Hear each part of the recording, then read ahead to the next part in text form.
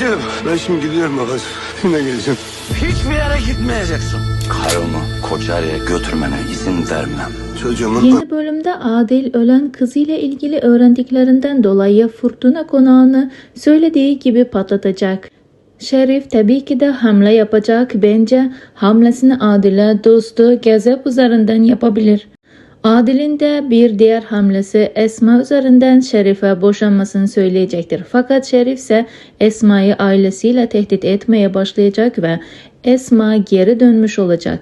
Elena yurt dışına gitmeden önce Esma ile sarıldı ve sarılırken Esma'nın saç telini de aldı.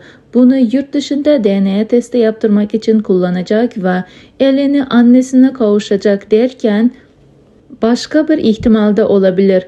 Melina eğer müdahale ederse orada da öğrenemeyecek. Elena bence bu sefer de yanlış DNA testiyle karşılaşacak. İlva ise çocuğuna kavuşamayacak çünkü Şerif sözünü tutmayacak. İlerleyen bölümlerde Şerif ise İsa ve Oruç'u gözden çıkarabilir. Zarife'den ötürü gözden çıkarabilir. Şerif ise dizinin ilerleyen bölümlerinde artık tek kalmaya karar verecek.